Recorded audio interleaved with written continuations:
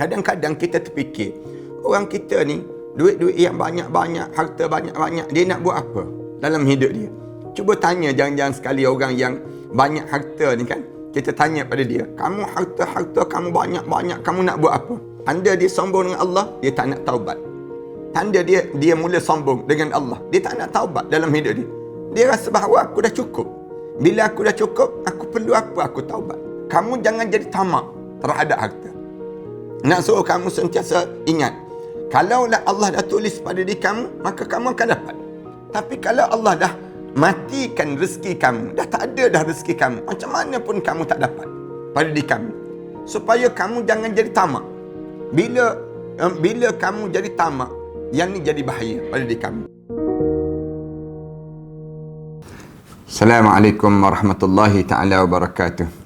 Alhamdulillahi rabbil alamin, wassalatu wassalamu ala asyrafil anbiya wal mursalin wa ala alihi wa sahbihi ajma'in. Subhanaka la ilma lana illa ma 'allamtana innaka antal alimul hakim. Rabbi shrah li sadri wa yassir li amri wahlul 'uqdatam min lisani yafqahu qawli. Rabbi yassir wa la tu'assir wa tammim bil khair, amma ba'd. Qala Allah Ta'ala fi kitabil aziz ba'da a'udzu billahi minasyaitonir rajim. Bismillahirrahmanirrahim. Ya ayyuhalladzina amanu la tulhikum amwalukum wala auladukum an dzikrillah wa man yaf'al dzalika fa ulaika humul khasirun. Wahai orang yang beriman pada Allah, janganlah dalam hidup kamu dilekakan pada diri kamu dengan harta benda kamu dan juga anak-anak kamu daripada mengasihi Allah. Wa man yaf'al dzalika fa ulaika humul khasirun. Sesiapa yang terlibat dengan dua perkara tersebut, maka mereka itu di akhirat nanti mereka akan termasuk di kalangan orang-orang yang rugi. Pertamanya, marilah sama-sama kita mengaturkan rasa syukur pada Allah. Kerana pada saat ini kita diberi peluang oleh Allah untuk kita berbicara tentang bagaimana ketamakan hidup di dunia ini, sehingga kan manusia sanggup menjadi jutawan dan manusia sanggup untuk berebut kedudukan ataupun gelaran ini di dunia ini sendiri. Tetapi sayangnya ramai di kalangan kita yang kaya di dunia ataupun jutawan di dunia, tetapi apabila sampai di akhirat nanti, ramai di kalangan kita menjadi muflis. Inilah yang tajuk yang kita nak bincangkan pada kali ini, di mana kita tahu bahawa apabila kita hidup di atas dunia ini, ramai di kalangan kita ni terleka terhadap kehidupan di dunia ini. Kita ni ramai di kalangan kita dilekakan dalam hidupnya dengan dua perkara yang disebut oleh Allah Subhanahu Wa Taala. Allah pesan pada ayat dalam surah Al-Munafiqun yang saya baca di awal-awal tadi. Allah sebut, ya ayyuhalladzina amanu, wahai orang yang beriman pada Allah, la tulhikum amwalukum wala auladukum an dzikrillah. Janganlah dalam hidup kamu dilekakan pada diri kamu ni dua perkara, harta benda kamu dan juga yang disebut dengan anak-anak kamu daripada mengasihi Allah. Ayat ni walaupun dengarnya ringkas, tapi dia besar maknanya. Allah Subhanahu Wa Taala menegur, bukan Allah Subhanahu Wa Taala melarang. Kita kena faham, ramai di kalangan kita dianggap bahawa seolah-olah kita kena buang harta, seolah-olah kita kena buang anak-anak. Bukan begitu maksudnya. Tetapi Allah Subhanahu Wa Taala nak sebut, wahai orang yang beriman pada Allah, jangan kamu dilekakan dalam hidup kamu. Kamu jadi leka. Leka kamu ni terhadap apa dia? Yang pertama, harta benda. Sepanjang kita hidup atas dunia ni, harta benda melekakan kita. Ni nak sebutnya, orang kita ni sibuk mencari harta sampai dia tak peduli halal dan haram dalam hidup dia. Ini di antara perkara yang pertama yang terjadi. Orang nak pada duit yang banyak. Kebetulan kita pula, Hanif, orang kita ni, dia nampak bahawa harta ini segala-gala dalam hidup dia. Dia nampak begitu. Bila tak nampak harta, yang menyebabkan mereka menjadi kejaran. Sebut saja tentang harta, orang kita kan, kalau dengar azan, dia jarang dia nak bangun, bingkah bangun. Tapi kalau dengar orang sebut projek dekat telinga dia. Misal contohnya, terbangun terus dianya. Dia bangun terus. Ataupun orang sebut ada duit, ada duit, ada duit. Misal contoh. Ada duit kat tepi kamu. Terbangun, celik mata terus. Kenapa? Harta ni menyebabkan manusia terbuka mata. Manusia rasa dengan harta menyebabkan dia dapat segala-galanya. Yang ni yang dipikirkan oleh masyarakat kita pada hari ni. Orang kita dia nampak bahawa bila dia memiliki harta, dia memiliki segala-gala atas dunia ini. Yang menyebabkan mereka ni berkejaran terhadap harta dalam hidup mereka. Bila mereka berkejaran terhadap harta dalam hidup mereka ini, menyebabkan mereka leka. Leka dalam kehidupan mereka tersebut. Leka dengan nak mendapat biar banyak, biar banyak, biar banyak. Sehingga Allah tegur, Alhaakumut takasur. Kamu jangan sibuk nak banyak, nak banyak, nak banyak. Sehingga hatta zurtumul maqabir. Sehingga kamu masuk dalam lubang kubur, barulah kamu sedar dalam hidup kamu. Ramai orang kita jadi begitu pada diri dia. Kemudian dalam hidup kita ni, selain daripada kita jadi leka, kita jadi tamak terhadap harta. Dalam hadis Rasulullah sallallahu alaihi wasallam cerita pada kita, ramai mana orang yang dia dapat satu lembah dah harta dalam hidup dia. Dia dah kaya dah, tapi dia jadi nak lagi, nak lagi, nak lagi. Kadang-kadang kita terfikir, orang kita ni duit-duit yang banyak-banyak, harta banyak-banyak, dia nak buat apa dalam hidup dia? Cuba tanya jangan-jangan sekali orang yang banyak harta ni kan. Kita tanya pada dia, kamu harta-harta kamu banyak-banyak, kamu nak buat apa? Kamu makan roti canai sebiji je. Yang kamu pakai pakaian sehelai je pada diri kamu. Yang kamu buat jadi banyak-banyak. Kemudian orang kita, dia fikir bila harta-harta yang banyak ini, dia letak dalam hidup dia banyak-banyak-banyak. Dia rasa seronok. Seronok dengan jumlah yang banyak. Dia nampak demikian. Sehingga kan dia sanggup makan rasuah. Sehingga kan dia sanggup buat klaim palsu. Sehingga kan dia sanggup untuk dia berzina. Sehingga kan dia sanggup untuk berjudi dengan harta dalam hidup dia ni. Dia sanggup berbuat benda yang dilarang oleh Allah. Bila dia rasa harta dia tu menjadi nilai pada diri dia. Ketamakan dia.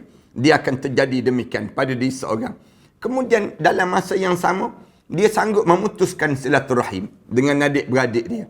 Bila dia banyak harta, dia tak peduli dah pada adik-beradik dia. Bila dia banyak, dia nak pada harta yang banyak, dia sanggup bertengkar dengan adik-beradik dia untuk berebut harta pusaka. Ini contoh yang mudah lah. Ini kesan daripada manusia yang banyak harta, dia akan jadi yang dalam hidup dia, ketamakan berterusan. Kelalaian berpanjangan. Kemudian dalam hidup dia memutuskan silaturahim. Yang ketiga. Yang keempat, bila banyaknya harta dalam hidup seorang, kebanyakan di kalangan kita akan jadi kerasnya hati. Bila kita ni, bila harta ni banyak, orang ni jadi sombong dalam hidup dia. Keras hati, dia panggil demikian. Allah Subhanahu Wa Taala sebut dalam Quran, Kalla innal insana la yatgha ar-ra'ahu istaghna. Jangan begitu hidup kamu ni. Allah sebut, innal insana la yatgha. Manusia ni akan jadi tarut terus. Bila jadi tarut, ar-ra'ahu istaghna. Bila dia rasa dia dah jadi kaya. Bila dia jadi kaya tu, dia jadi tarut terus. Kerana dia banyak harta lah yang menyebabkan dia bercakap kasar dengan orang. Bila dia tak banyak harta, mana mungkin dia berani untuk bercakap kasar. Dia hilang tawaduk. Bila manusia ni, dia banyak harta, kerah hati dia. Bila tanda kerah hati dia, dia jadi sombong. Cara dia bercakap, sombong. Cara dia bertindak, sombong. Dia dalam hidup dia. Ini kesan daripada harta yang melampau-lampau dalam hidup seorang. Dia mula sombong. Yang sombong dengan manusia tu tak apalah. Tak apa lagi dipanggil demikian. Walaupun sombong itu benda yang keji dalam hidup ini. Tapi yang bahayanya bila dia mula sombong dengan Allah. Dia mula menyombong dengan Allah. Tanda dia sombong dengan Allah, dia tak nak taubat. Tanda dia mula sombong dengan Allah, dia tak nak taubat dalam hidup dia. Dia rasa bahawa aku dah cukup. Bila aku dah cukup, aku perlu apa aku taubat. Kita boleh tengok pada diri kita lah.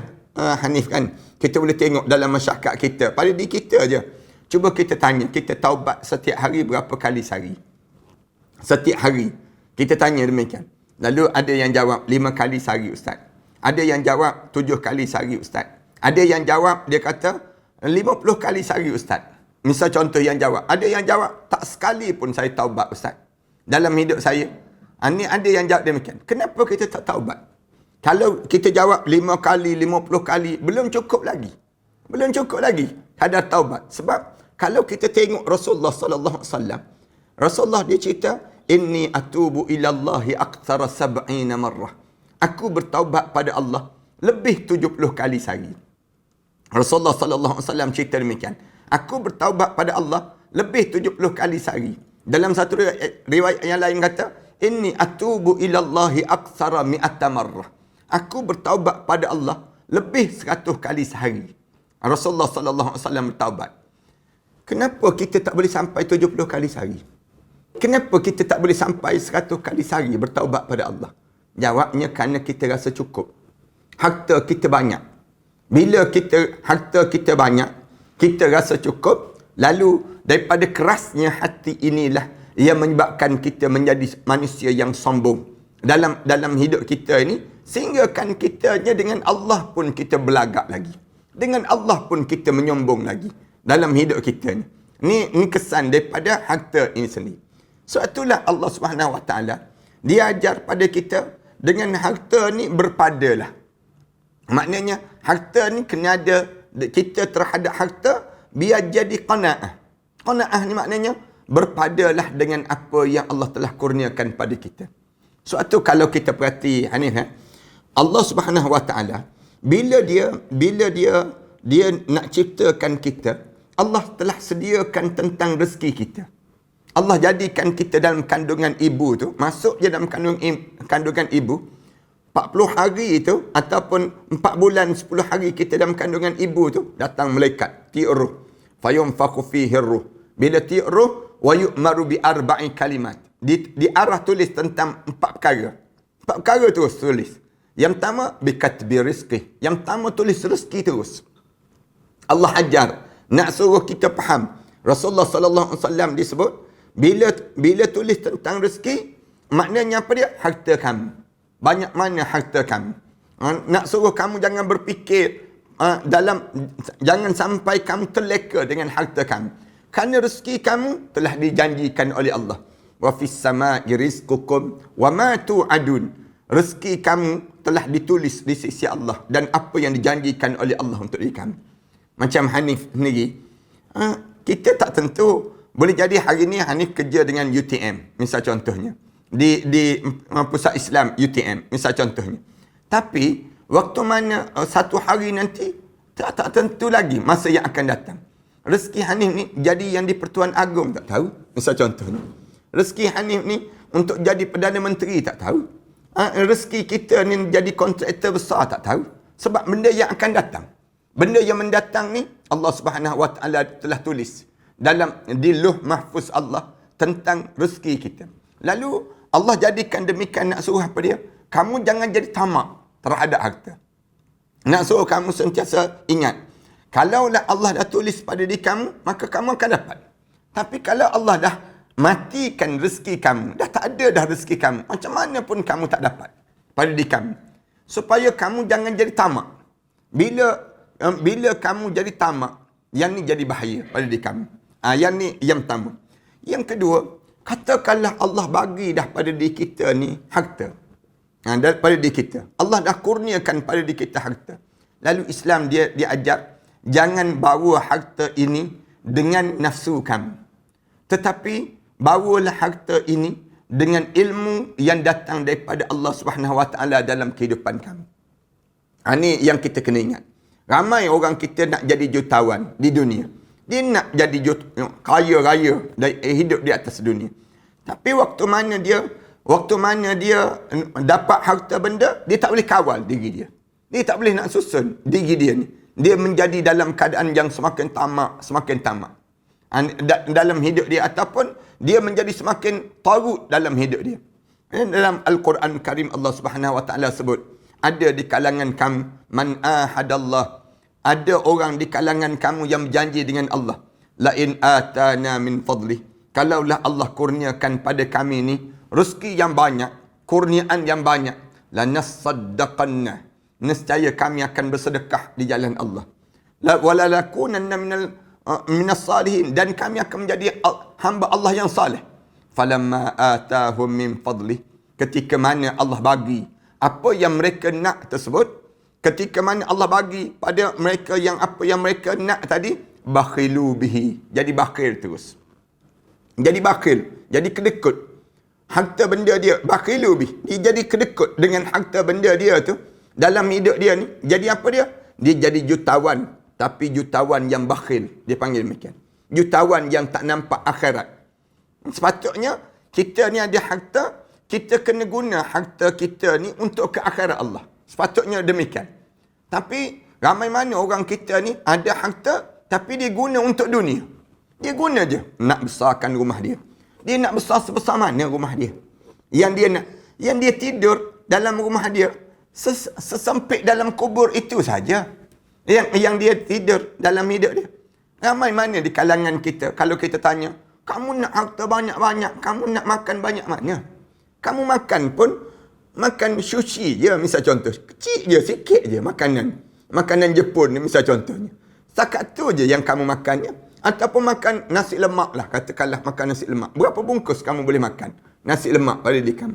Setiap hari. Harta benda yang ada pada diri kamu, bila kamu tak ada ilmu, kamu tidak sertai ilmu dengan iman pada diri kamu, yang ni jangan bahaya. Islam dia tak nak begitu. Islam dia nak, bila kamu ada harta, sebelum kamu ada harta, kamu kena ada ilmu terhadap agama. Orang kita kan, kadang-kadang dia dapat, ni nak dapat KLB SP, misal contohnya. Duit KLB SP dalam bulan 1 ni, kata nak 10,000. Ramai mana orang jadi bingung. Bingung dia. Dia telefon pada kita. Dia tanya, Ustaz, kena bayar zakat tak kena bayar zakat, Ustaz? Duit KLB SP yang keluar 10,000 ini. Ada yang hantar mesej tanya, Ustaz, saya dapat 10,000 ni, duit saya sendiri ni, saya boleh tak saya nak beli pakaian-pakaian untuk anak-anak saya? Hanya pada kita demikian. Maknanya apa dia? Kamu tak ada ilmu. Kamu nak duit, kamu nak harta benda, tapi kamu tak ada ilmu.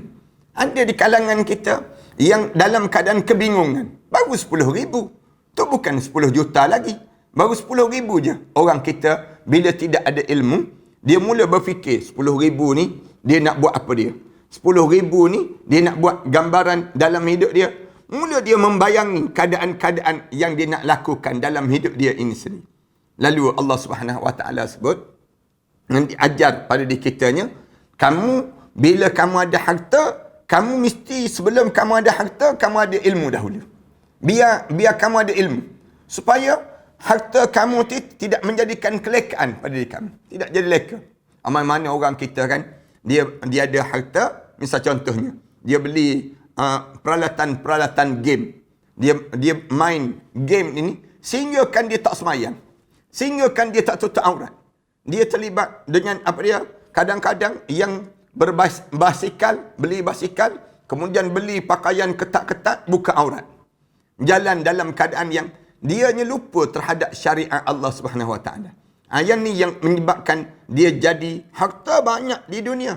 Tetapi yang jadi masalahnya, Islam diajar. Yang ketiga terhadap harta ni, kita kena ingat bahawa di sana ada akhirat Allah.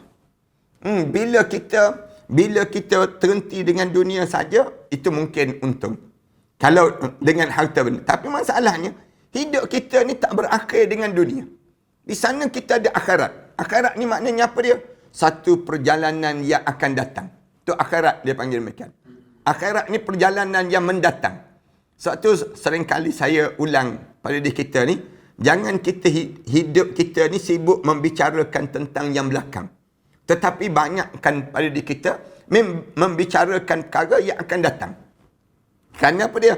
Kerana kehidupan kita ni bukan untuk hidup di dunia. Tetapi hidup kita ni Allah jadikan untuk hidup di akhirat. Untuk hidup di sana nanti. Akhirat maknanya akhir. Perjalanan akhir pada kita. Dan kita kena tanam dalam jiwa setiap di kalangan kita. Dan pada diri kita ni, Allahumma la insya illa insyal akhirah. Ya Allah, saya tak nak hidup kecuali hidup saya yang betul-betulnya ialah hidup di akhirat. Yang paling bernilai dalam hidup saya. Ni cara kita berfikir. Orang mukmin ni orang yang hidup dalam keadaan berfikir tentang akhirat. Macam mana nak suruh harta benda kita ni menguntungkan kita di akhirat. Jangan sampai peringkat ada di kalangan kita ni harta benda banyak di dunia. Tapi bila sampai di akhirat, timbul tajuk yang kita bincang ni. Bila masuk saja dalam kubur, kosong amalan. Kosong. Akhirat dia jadi kosong terus. Allah Subhanahu Wa Taala sebut, "Qul hal nunabbi'ukum bil akhsarina a'mala." Dalam surah Al-Kahfi. Sebut, wahai Muhammad, ada di kalangan umat kamu yang bila dia mati masuk dalam kubur saja, akhsarina a'mala, kosong amalan dia menghadap depan Allah. Tak ada apa-apa pada diri dia. Sembahyang dia tak ada, puasa dia tak ada, zakat dia tak ada, haji dia tak ada. Kenapa jadi demikian? Alladzina dhalla sa'yuhum fil hayatid dunya. Allah sebut kerana dia membiarkan sepanjang dia hidup di atas dunia ini, dia harta benda banyak tapi sesat. Dia ilmu dia banyak tapi sesat. Dalam hidup dia ni pengaruh dia ramai tapi sesat. Sesat dalam hidup. Alladzina dhalla sa'yuhum fil hayatid dunya wa hum yahsabuna annahum yuhsinuna sun'a. Mereka menyangka mereka sedang berbuat amalan yang baik dalam hidup mereka. Mereka sangka mereka sedang yuhsinuna sun'a, sedang mencantikkan amalan-amalan mereka di dunia. Tetapi rupa-rupanya rumah dia besar, kereta dia mewah, kemudian jawatan dia hebat, ada driver lagi dalam hidup dia. Ada apa dia? Ada yang disebut dengan penjaga pintu rumah lagi. Maksudnya ada yang disebut guard rumah dia. Ada segala-galanya dalam hidup. Bila dia masuk dalam kubur, tiba-tiba kosong amalan dia menghadap depan Allah. Seorang-seorang dia menghadap depan Allah dalam keadaan semuflis manusia. Maknanya sekosong-kosong dalam hidup dia, tak ada apa pada diri dia. Agak-agak nak buat macam mana.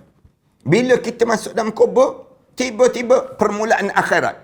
Masuk dalam kubur, rumah besar, kereta mewah di atas dunia, pengaruh ramai, harta benda banyak, segala benda ada atas dunia. Masuk je dalam kubur, mati je. Masuk kubur tu, tengok kubur menjadi kawah pada kawah-kawah neraka.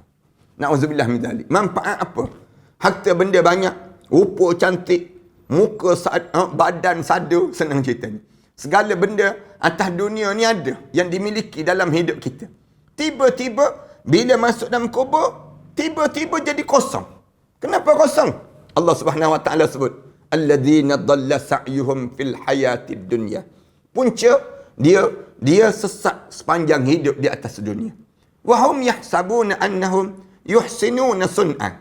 Mereka menyangka mereka ni sedang berbuat baik sepanjang hidup di atas dunia. Ulaika alladhina habitat a'maluhum. Ulaika alladhina kafaru bi ayati rabbihim wa liqa'ih fahabitat a'maluhum fala nuqima lahum yawmal qiyamati wazna. Allah Subhanahu Wa Taala sebut orang macam ni orang yang dia tak percaya terhadap kafaru bi ayati. Dia kufur terhadap ayat-ayat Allah. Dia tak percaya terhadap ayat Allah. Dia ingat kalau dia bersedekah menyebabkan dia semakin miskin. Dia fikir bila dia keluarkan zakat, dia akan jadi muflis dalam hidup di atas dunia. Dia fikir dalam hidup dia segala harta yang dimiliki itu milik dia, bukan daripada pemberian daripada Allah dalam hidup dia. Orang macam ni bila dibangun, dia tak percaya dengan kafaru bi ayati. Dia kufur terhadap ayat Allah. Kemudian Allah sebut waliqa'ih, dan pertemuan dengan Allah. Dia tak percaya adanya pertemuan dengan Allah. Fahabitat a'maluhum. Hancur lebu amalan-amalan yang dia buat. Nampak dia derma di atas dunia, tapi Allah tak terima derma dia. Nampak dia semayang di atas dunia, tapi Allah tak terima semayang dia. Orang ni jutawan di atas dunia, tapi Allah tak terima amalan-amalan dia. Na'udzubillah min dzalik. Nampak banyak harta benda pada dia, tapi Allah tak terima. Harta benda dia tak diterima. Fala nuqima lahum yaumal qiyamati wazna. Allah sebut, Allah tak kira langsung, Allah tak ambil langsung sedikit pun untuk ditimbang amalan dia di hadapan Allah Subhanahu Wa Taala. Allahu Akbar. Ada satu hadis yang saya kira hadis ini hadis yang saya agak tajuk inilah yang menjadikan yang kita nak bincang terhadap hadis ini sebenarnya. Hadis yang diriwayatkan oleh Abu Hurairah radhiyallahu anhu. Cerita pada waktu mana Rasulullah sallallahu alaihi wasallam duduk dengan sahabat-sahabat. Rasulullah sallallahu alaihi wasallam tanya sahabat-sahabat, "Atadruna manil muflis?" Sahabat-sahabat, kamu kenal tak siapa orang yang muflis? Ini hadis yang lebih jelas. Yang nak gambarkan yang Rasulullah sallallahu alaihi wasallam sebut tentang tajuk yang kita bincangkan ini. Atadruna manil muflis? Kamu kenal tak siapa dia orang yang muflis ini?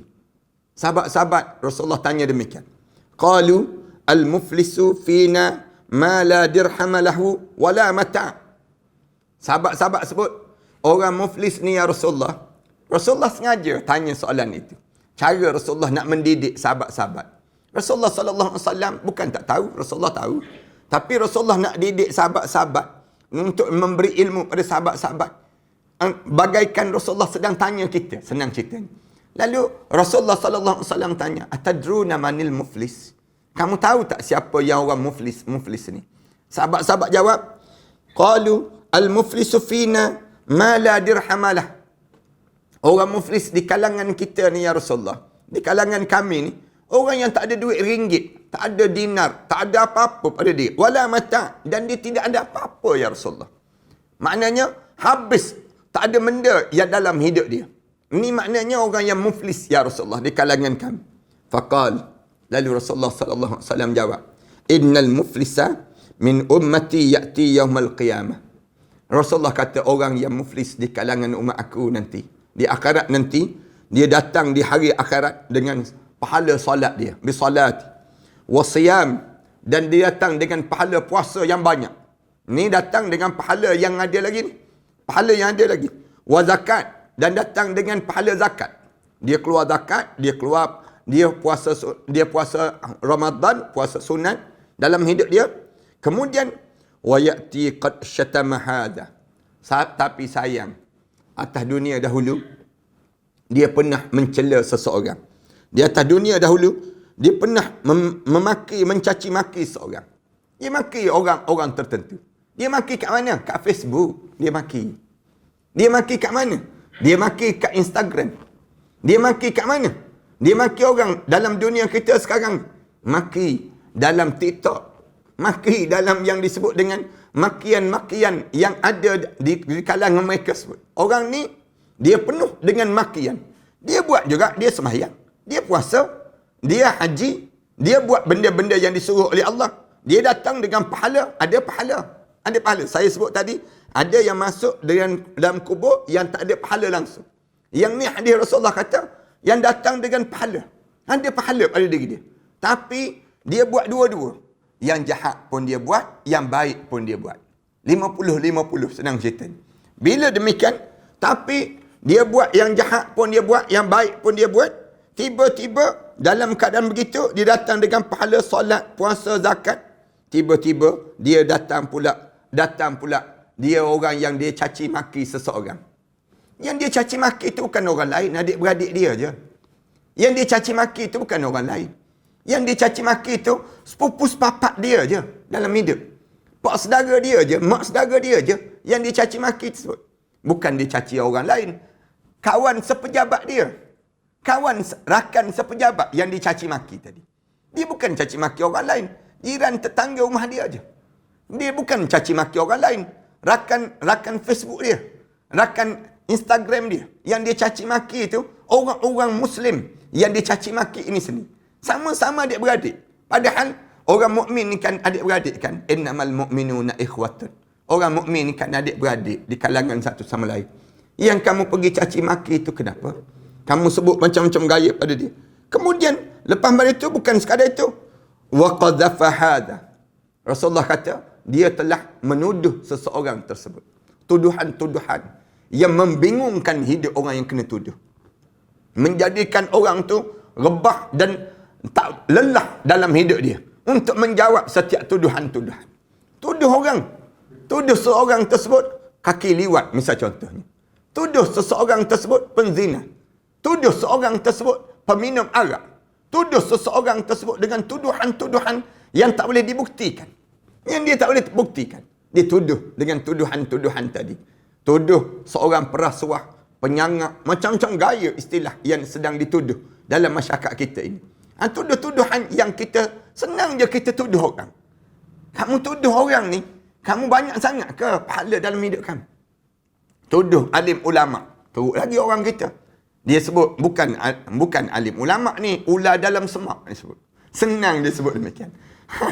Dia boleh dia tuduh demikian. Kawan tu orang yang alim mengajar daripada sejak muda sampai tua mengajar. Orang yang kamu tuduh tu orang yang hidup dia mengarang kitab-kitab yang banyak. Kamu tuduh orang-orang macam tu. Hal apa yang kamu dapat? Benda apa yang kamu dapat dalam hidup kamu? Bila kamu tuduh orang-orang yang saleh-saleh saja. Ya, kita tak nafi alim ulama ni ada juga yang terbuat kesilapan dalam hidup dia. Dia tidak maksum. Memang tak ada seorang pun orang kata alim ulama maksum, tak ada. Ulama sendiri pun dia tak mengaku dia maksum. Yang maksum ialah Rasulullah. Tapi dia sebut, kalau begitu kami boleh tuduhlah. Kalau ulama tidak maksum. Jadi boleh buat tuduhan pada ulama-ulama tersebut. Tak boleh demikian dalam hidup. Kamu nak tunggu orang maksum, baru kamu nak berhenti tuduhan kamu. Tuduh makan rasuah. Kan tuduhan, sehingga kan orang percaya. Yang datang tuduh tu, si kafir yang datang tuduh kepada orang Islam. Kamu percaya dengan tuduhan-tuduhan. Wa qadhafa hadha. Kemudian, wa akala mali hadha. Rasulullah kata, kemudian dia makan harta-harta tertentu di kalangan mereka. Buat rumah besar-besar, kemudian ambil tanah orang sebelah. Nah, dia masukkan pagar rumah dia tu dalam tanah orang. Sejengkal je dia ambil. Sejengkal, dia bukan ambil banyak pun, dia ambil sejengkal. Mampu apa dia ambil tanah orang? Sedangkan dia makan harta benda orang. Ataupun orang kerja dengan kita. Kerja berpeluh, letih, penat. Tak bayar gaji. Tak bayar gaji orang ni. Kamu makan harta benda orang ni. Kadang-kadang orang kita, dia tak sedar dia makan harta anak yatim. Anak yatim tu anak saudara dia je. Bukannya orang lain pun. Anak yatim tu sepupu dia pun. Sepupu dia. Dia tak peduli pun pada anak yatim. Sehingga kan anak saudara dia, sepupu dia tu dihantar ke rumah jagaan anak yatim. Tak patut langsung. Tak patut langsung dalam hidup. Maknanya apa dia? Maknanya kamu makan harta anak yatim. Dalam hidup kamu. Makan harta anak yatim ni bukan hanya pergi ambil. Daripada harta anak yatim tu kita ambil letak pada diri kita. Tak. Hak yang ada dalam tubuh badan kita ni, harta benda kita ni, kita tak bagi pada dia. Yang sepatutnya layak untuk diambil. Anak yatim, berapa ramai anak-anak yatim. Cuba tengok rumah jaga anak-anak yatim yang ada ni. Dia tak ada saudara mara ke? Anak yatim ni. Sampai ramai mana orang yang makan harta anak yatim. Anak sebut je, wa akala mali hadha. Mala hadha. Kemudian Rasulullah sebut lagi, wa safaka damma hadha. Yang lebih teruk lagi, dia telah menumpahkan darah, membunuh seseorang tersebut. Dia telah menumpahkan darah orang yang tak layak untuk kamu tumpahkan darah dia. Kamu bunuh orang tersebut. Kemudian orang-orang tertentu. Bunuh ni ada dua. Satu, bunuh yang disebut dengan jasad. Itu bunuh. Yang kedua, bunuh karakter. Membunuh karakter ni pun membunuh. Cara macam mana membunuh karakter? Yang disebut dengan buat fitnah. Buat fitnah. Bila kamu buat fitnah, maknanya kamu membunuh orang tersebut. Ini Rasulullah SAW sebut demikian. Hingga kan jatuh reputasi orang ini. Kamu, kerana apa dia? Kamu bina satu persepsi yang buruk terhadap seseorang. Kamu buat benda demikian. Kamu buat tim untuk membunuh karakter seseorang ini. Kamu bunuh karakter dia dengan nama baik dia. Dengan cara demikian, kamu akan tanggungjawab di akhirat nanti. Sebab tu dalam Al-Quran Karim sebut, Al-fitnatu asyaddu minal qatl. Memfitnah itu lebih teruk daripada membunuh. Kerana kalau bunuh, orang tu mati berakhir. Tapi kalau sekiranya kamu buat fitnah pada orang, orang tu hidup. Jasad dia terhidup. Tapi jiwa dia sakit. Jiwa dia ni sakit dengan fitnah. Yang menyebabkan di waktu itu Islam kata, Rasulullah kata, kamu buat amalan, kamu buat semayang, kamu puasa, kamu zakat. Tiba-tiba kamu bunuh orang. Hidup kamu. Bila kamu bunuh orang, Rasulullah kata, wa daraba hadha. Kemudian kamu tak berhenti. Kamu pukul orang. Memukul orang. Memukul, yang pukul ni pun dua. Satu pukul zahir, satu lagi pukulan yang disebut dengan batin. Orang kita menyindir, dia panggil. Menyindir orang. Sakit hati orang. Jangan pada diri kita, jaga-jaga. Orang kita pula, bila kena sindir, mula cepat terasa. Yang Allah sindir tak terasa-terasa. Yang Allah sindir dia. Allah layaklah sindir manusia. Kerana dia Rabb. Tapi manusia ni jangan jadi penyindir orang. Jangan. Memperli orang. Kamu makan daging-daging dia. Kamu makan. Dengan cara apa dia? Kamu sindir dia. Sakit hati tu badan dia. Dengan cara demikian. Rasulullah sebut, fayu'ta hadha min hasanati. Orang-orang macam ni, kamu bagi segala kebaikan-kebaikan kamu. Pahala semayang kamu, puasa kamu bagi. Bagi pada orang yang demikian. Bila kamu bagi pada orang yang sebegini, min hasanati, daripada segala kebaikan kamu. Kemudian wahadha min hasanati. Dan di waktu mana kamu bagi pada mereka segala kebaikan sehingga habis segala kebaikan itu. Bila habis kebaikan tersebut, fa in funiyat hasanatu. Bila habis kebaikan-kebaikan yang kamu lakukan dalam hidup kamu itu, tiba-tiba dalam keadaan demikian habis dah segala pahala-pahala kamu, qabla an yuqda ma alaihi, sebelum kamu tunaikan segala tanggungjawab kamu tadi, ukhidha min khatayahum, akhirnya kamu terpaksa ambil daripada kesalahan-kesalahan orang yang kamu telah lakukan 2-3 perkara yang disebut oleh Rasulullah tadi, kamu ambil balik. Ambil dosa-dosa dia, kamu pikul. Dah nak bagi yang baik tak ada dah. Akhirnya ambil dosa-dosa orang. Dosa-dosa orang kamu pikul, faturihat alaihi. Lalu orang pakai capak, ni dosa-dosa aku pada kamu. Kerana apa dia? Kerana kamu dahulu yang bercakap kotor dengan aku. Kamu yang dulu yang tulis dalam Facebook dulu.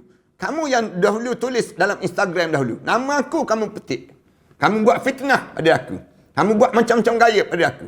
Ini cara demikian. Lalu faturihat, dicampak pada orang tersebut. Lalu summa turiha finnar. Lalu Rasulullah kata, orang ni dicampak dalam neraka Allah Subhanahu Wa Taala. Berhati-hati tuan-tuan. Para hadirin sekalian, kadang-kadang orang kita kan dia buat fitnah tu mudah je. Dia buat fitnah pada orang. Dan dia sebarkan dalam Facebook, orang share. Sebanyak mana orang share, sebanyak mana orang like yang dia telah lakukan fitnah tadi, sebanyak mana orang komen, semuanya bertanggungjawab di hadapan Allah. Semua bertanggungjawab di hadapan Allah. Dan orang ni akan bakal menjadi orang yang muflis waktu mana menghadap di hadapan Allah Subhanahu Wa Taala. Punca apa jadi muflis tadi? Kerana tamaknya terhadap dunia, lupanya arah dia dalam hidup, dalam hidup dia lupa arah yang dia nak pergi ke mana pada diri dia. Kemudian tiada ilmu dalam hidup. Kemudian dalam masa yang sama, dia hilang rada terhadap akhirat Allah. Tak ada dalam diri dia. Fikir terhadap akhirat Allah ni tak ada pada diri dia, yang menyebabkan dia tercampak sampai ke akhirat dalam keadaan yang dia menjadi manusia yang muflis.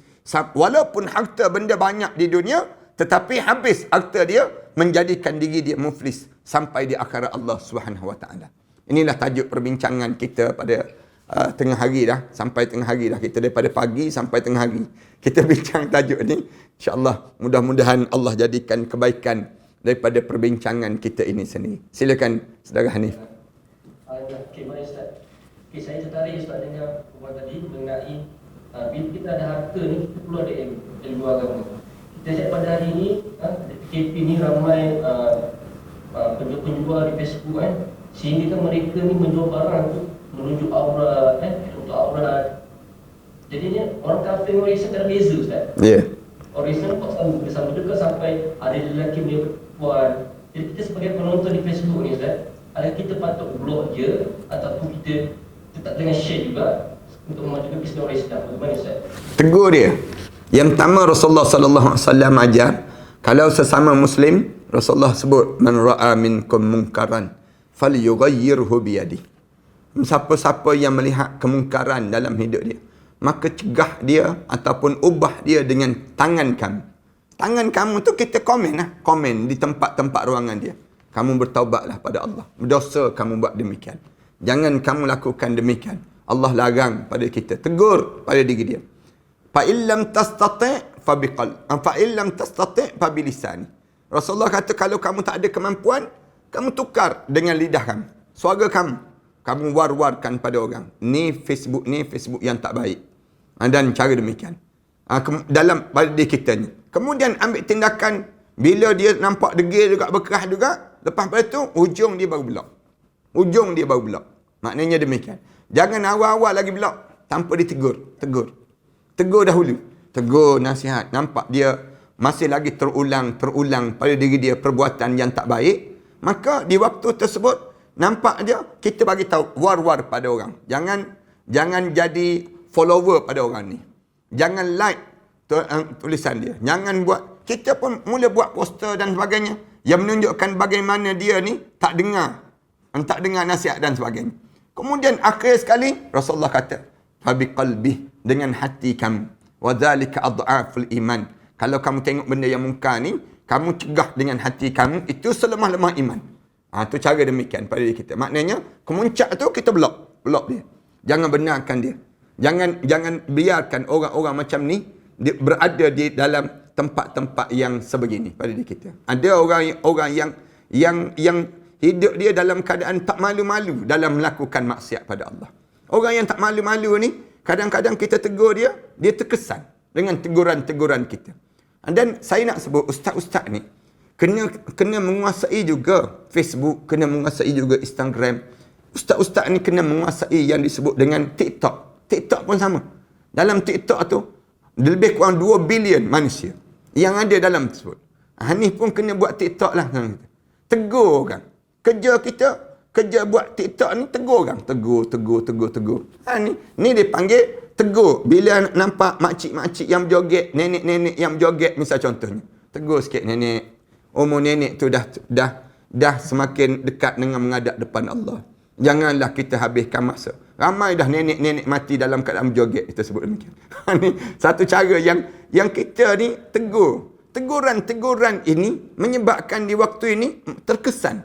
Boleh jadi hari ni mereka tak dengar. Tapi besok lusa, lambat laun akan terkesan juga pada mereka.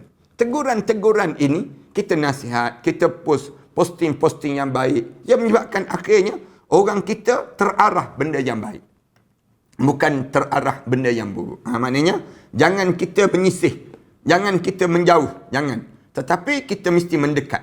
Bukan kerja kita untuk menjauhkan orang dengan agama. Rasulullah sebut, yassiru wa la tu'assiru.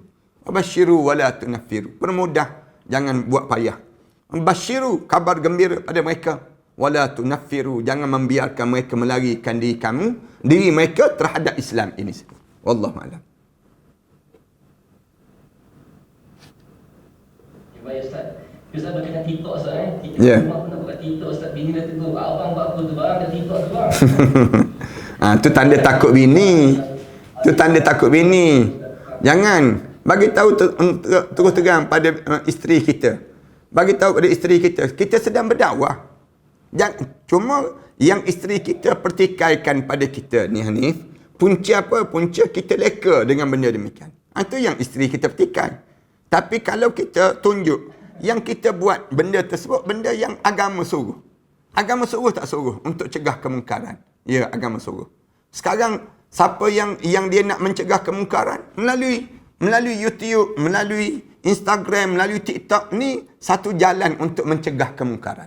Apa kata kalau semua orang kita, dia berada dalam suasana itu, kemudian dalam suasana wakil tempat itu, dia duduk dalam realiti tempat TikTok, dalam Instagram, dalam Facebook, dalam YouTube, dalam Bigo, dalam macam-macam gaya yang ada ni, kita ada di tempat tersebut.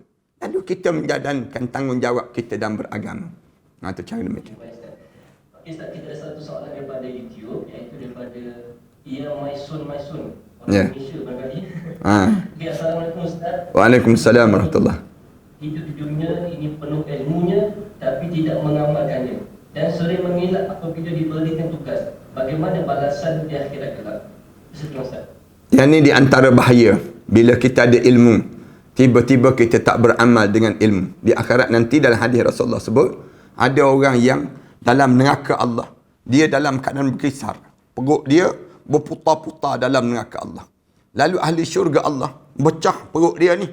Dalam keadaan kita ni. Ahli syurga Allah datangkan tunjuk suasana dia. Lalu ahli syurga ni tegur dia. Aku kenal kamu di atas dunia. Kamu kerap kali mengajar orang untuk berbuat baik. Kemudian, kenapa dengan kamu tiba-tiba masuk neraka juga? Kamu kan ada ilmu kan? Dulu kan kamu belajar sampai peringkat luar negara. Kamu belajar macam-macam kali. Tiba-tiba kenapa kamu masuk dalam neraka? Lalu dia jawab, sebenarnya aku suruh orang berbuat baik. Tapi aku sendiri berbuat jahat. Aku sendiri tak buat benda yang aku suruh tadi. Dan tiap kali mana aku lakukan demikian, yang menyebabkan akhirnya aku terhemban ke dalam neraka ini sehingga terburai perut-perut ini sendiri. Kenapa? Rupa-rupanya ada orang yang belajar ini untuk nak mendatangkan keuntungan pada perut dia. Dia tak mendatangkan keuntungan pada Islam. Jangan begitulah. Kita mengajar ni, kita sebut ni biar untung pada Islam, bukan untung pada perut. Saya sering kali saya tegur ustaz-ustaz yang bila ustaz ke ustazah ke yang letak bayaran. Letak bayaran. Nak pergi mengajar boleh. Saya boleh ceramah tapi sejam RM3,000. Kemudian jam yang kedua RM2,000. Dia sebut demikian. Ada ustaz-ustaz yang jenis demikian. Dan yang diceritakan pada kami. Dan dicerita balik. Ada jemaah yang cerita balik. Dia kata, ustaz, kalau nak jemput ustaz ni kena bayaran tertentu dan sebagainya. Saya kata, yang ni tak betul. Maknanya apa dia? Orang, ialah penganjur pun kena fahamlah. Ustaz ni, dia mengajar. Kitanya tak payah tentukan bayaran. Bukan minta ganjaran dunia, tapi kita nak ganjaran akhirat. Cuma penganjur kena faham-fahamlah. Ustaz ni ada keluarga juga. Dia tinggalkan tugas-tugasan dia untuk datang kuliah. Misal contohnya, mengajar. Jadi kita bagilah bayaran yang setimpal keadaan pada diri dia. Tapi ada yang jenis ustaz ni yang dia nak kepada perut dia, untung perut dia. Saya ni pencamah terkenal. Saya ni biasa masuk TV. Saya ni orang yang selebriti. Saya ni begini. Jadi bayaran saya RM5,000 sejam. Misal contohnya. Habis orang demikian. Tunggu di akhirat nanti dia akan menyesal. Dia akan menyesal di hadapan Allah. Dia dapat duit je, tapi dia tak dapat yang disebut dengan redha Allah dalam hidup dia. Na'udzubillah min dzalik. Wallahu a'lam. Terima kasih Ustaz. Okey, seterusnya Ustaz daripada YouTube, daripada NBPA channel. Okey. Assalamualaikum Ustaz. Waalaikumsalam. Bagaimana seseorang dipuji ketika hendak bersedekah? Seringkali berteka-teki untuk bersedekah, takut dikuati bila tipu, walaupun yang meminta itu nampak memerlukan sesuatu. Yang tu dipanggil gangguan perasaan. Gangguan inilah syaitan. Asyaitanu ya'idukumul faqr wa ya'murukum bil fahsya. Ingat ayat Quran. Allah Subhanahu Wa Taala sebut syaitan itu sentiasa menjanjikan kamu dengan kemiskinan. Kemudian dalam masa yang sama, wallahu ya'idukumul Allah menyediakan untuk kamu keampunan wa maghfirat dan keampunan di sisi Allah. Syaitan ni bila kita nak buat benda yang baik je, dia akan kita kena ganggu. Nak semayang, syaitan ganggu. Syaitan ganggu, dia kata, kamu janganlah semayang awal waktu sangat. Nanti nampak kamu warak sangat. Syaitan akan sebut demikian. Kemudian nak buat macam mana di waktu ini? Sebut a'udzubillahi minasyaitanirrajim. Sebut a'udzubillahi minasyaitanirrajim. Nabi Ibrahim AS waktu mana nak sembelih anak dia Nabi Ismail AS, dalam perjalanan nak pergi sembelih tersebut, syaitan ganggu. Logik ke tak logik Ibrahim? Kamu nak sembelih anak, disebut demikian. Kamu tu dahlah nak dapat anak susah. Kemudian dah dapat anak, kamu nak sembelih pula. Katanya syaitan. Cara dia guna logik. Logik akal tu, kalau kita fikir logik juga. Katanya. Tapi bagaimana Nabi Ibrahim AS lakukan? Ambil batu, baling. Bismillah. Rajmus syayatin wa hizbuh. Dengan nama Allah, aku rejam syaitan dan puak-puak syaitan itu sendiri. Demikianlah kita. Bila kita nak buat benda yang baik, tak kira bersedekah ke, nak baca Quran ke, nak buat apa pun, syaitan ini akan datang ganggu. Sampai kita duduk dalam majlis ilmu macam ni pun, syaitan ganggu. Berapa ramai yang tertidur tadi? Tertidur. Tengah-tengah kuliah, misal contohnya. Ramai mana? Syaitan ganggu. Ramai mana di kalangan kita tak berfokus. Kita dengar tadi, hilang fokus. Kenapa? Syaitan ganggu. Gangguan syaitan ni, cuba kita semayang. Semayang je, syaitan ganggu terus. Mula terbayang terus. Kereta tadi kunci tak kunci. Mula kita terbayang, nak makan apa lepas pada ni. Mula benda-benda yang datang membayangi kita. Kalau tak semayang, tak kena ganggu. Tapi bila semayang, kena ganggu terus. Kenapa? Ni nak sebutnya gangguan syaitan dalam kehidupan kita, yang kita kena bertabah dalam hidup kita. Lawan. Yang lawan tu dah dapat pahala pada diri kita. Bila kita nak bersedekah, kita nampak dah. Orang tu memerlukan. Tapi hati kita berteka-teki. Kita tawakal pada Allah. Serah. Ya Allah, aku bagi juga. Ya Allah. Dan kita kena ingat, pahala kita bukan pahala yang disebut dengan orang tu dapat banyak mana. Tapi pahala kita, pahala memberi. Pahala memberi itu yang kita naknya. Manakala yang dia bagi, kita bagi banyak mana tu, Allah lah yang selayaknya membalas di atas keikhlasan kita. Wallahu a'lam. Ustaz memberi itu lebih baik menerima Ustaz. Ya, ya, betul. Kisah saya tertarik Ustaz tadi mengenai ada pada asatizah ni yang mengenakan bayaran sehingga ada netizen di Facebook, di YouTube dia kata pendakwa-pendakwa ni sebagai penunggang agama. Ya. Jadi persoalannya Ustaz, adakah pendakwa-pendakwa ini dia perlu jadi jutawan dulu baru jadi pendakwa ataupun jadi pendakwa dulu atau dan sebelum jadi jutawan? Macam mana Ustaz? Dia kena jadi pendakwah dahulu dalam hidup dia. Dia jadi pendakwah. Orang nak tuduh penunggang agama tu tuduhan dia. Nak kata apa pun. Tapi sebenarnya memang kena tunggang pun agama. Kalau tak tunggang agama, nak tunggang apa dalam hidup kita? Allah suruh tunggang agama. Hidup kita kena ikut agama. Segala agama yang suruh dalam hidup kita, kita ikut. Yang disuruh dalam Islam. Yang ni, kalau kita tak tunggang agama, cuba sebut nak tunggang apa dalam hidup kita. Allah suruhkan kita ni ikut agama. Bawa bersama dengan agama. Maknanya, kita ni turut serta. Bukan kita jadi orang yang mempergunakan agama. Mempergunakan agama untuk kepentingan perut, itu dosa. Tapi kita ni mengikuti agama. Agama suruh buat apa saja. Ikutlah. Tungganglah, dia panggil demikian. Yang agama suruh dalam hidup kita. Manakala kita ni jangan mempergunakan agama. Ada orang kita mempergunakan agama. Yang ni yang jadi masalahnya. Dia guna nama-nama dia selebriti. Nama dia ustaz. Tiba-tiba dia bagi tahu, saya ni ustaz. Saya ni orang yang begini. Saya ni begini. Lepas tu, dia cabul orang. Dia rogol orang. Dia kes-kes minum arak dan sebagainya. Yang ni berdosa. Yang ni berdosa. Jangan kamu buat benda yang demikian. Kerana kamu menghina agama. Di atas nama agama. Kamu pakai kopiah. Kamu pakai pakaian jilbab. Kamu tutup aurat elok-elok. Tiba-tiba kamu jadi penzina. Kamu buat benda yang dilarang oleh Allah. Yang ni dosa besar yang kamu lakukan. Kamu menghina agama dalam hidup kamu. Jangan buat kerja-kerja demikian. Wallahualam. Terima kasih Ustaz. Baik Ustaz. Kita pun dah berhujung dah. Ya. Sebagai penutup Ustaz, Ustaz ada question yang kita boleh amalkan untuk akhir macam kita. Para hadirin sekalian, doalah kepada Allah banyak-banyak dalam hidup kita ni supaya kita kekal istiqamah dengan Islam dalam hidup kita. Sebab Allah dah pesan pada kita, wala tamutunna illa wa antum muslimun. Wala tamutunna illa wa antum muslimun. Jangan kamu mati kecuali kamu dalam keadaan benar-benar Islam. Baca doa, wa tawaffani musliman wa alhiqni bis salihin. Matikanlah saya dalam keadaan Islam ya Allah, dan sambungkanlah saya dengan orang-orang yang salih ya Allah. Baca doa-doa supaya kita ni di saat zaman fitnah sebegini, zaman ujian sebegini, doa je penguat kita. Doa je yang kita harap supaya Allah buka hati kita. Allah sambungkan silaturahim kita. Dan Allah jauhkan kita daripada permusuhan yang tak berkesudahan dalam kehidupan kita.